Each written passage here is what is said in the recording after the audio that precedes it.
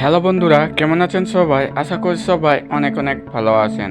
তো বন্ধুরা, আমরা প্রত্যেকে আছি যারা বিকাশে আমরা প্রতিদিন টাকা আদান প্রদান করি।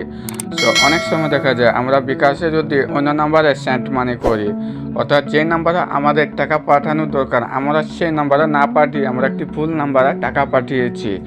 তো পরবর্তীতে আপনারা কি জানেন সেই ভুল নাম্বারের টাকা আপনি আবার আপনার বিকাশ অ্যাকাউন্টে আপনি ফিরিয়ে আনতে পারবেন। অর্থাৎ আপনি যে নাম্বারে টাকা পাঠিয়েছেন ভুল নাম্বারে, ওই নাম্বার থেকে আপনি আবার টাকা ফিরিয়ে আনতে পারবেন। এটা বিকাশের কর্তৃপক্ষ থেকে একটি নতুন ফিউচার এসেছে, এটা আমাদের মধ্যে অনেকে জানে না। তো আপনিও যদি এটির শিকার হয়েছেন তাহলে আজকের ভিডিওটি দেখবেন যে আপনারও একটি হলো উপকারে আসবে।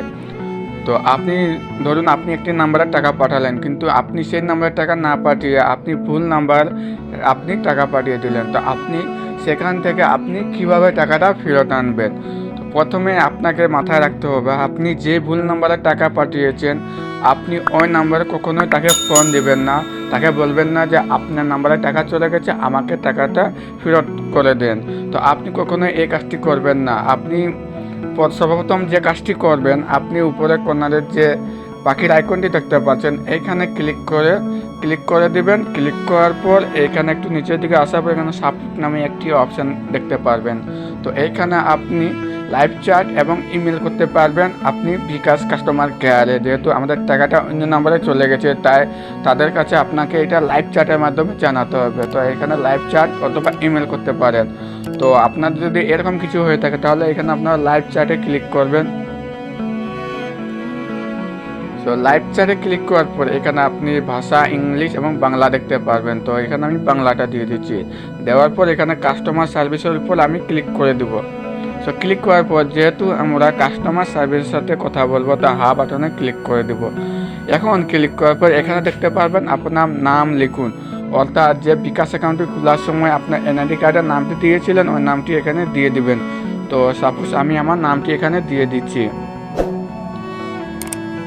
ওকে, দেওয়ার পর এখানে আপনার বিকাশে যে মোবাইল নাম্বারটি আছে আপনার সেই বিকাশের মোবাইল নাম্বারটি আপনাকে এখানে দিতে হবে। তো আমি আমার বিকাশের মোবাইল নাম্বারটি এখানে দিয়ে দিচ্ছি।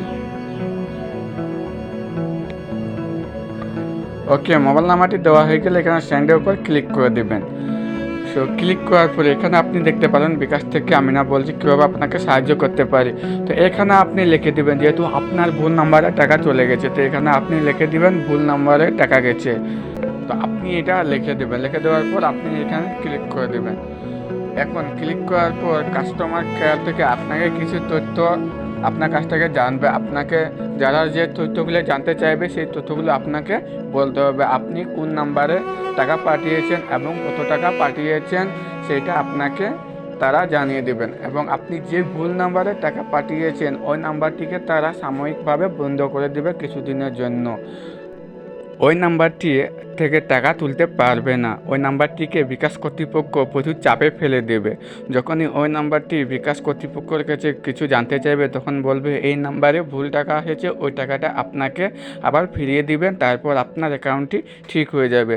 তখনই যে নাম্বারে আপনি টাকা পাঠিয়েছেন ওই নাম্বার থেকে আপনার টাকাটি আবার তারা ফিরিয়ে দেবে। তো এভাবে করে আপনি আপনার ভুল নাম্বারে টাকা পাঠানোর পর আপনি আবার সেই টাকাটি আপনার বিকাশে আপনি ফিরিয়ে আনতে পারবেন। তো বন্ধুরা, আশা করি ভিডিওটি যদি আপনাদের একটু উপকারে আসে তাহলে ভিডিওটি একটি লাইক করে দেবেন অবশ্যই এবং চ্যানেলটি সাবস্ক্রাইব করে দেবেন।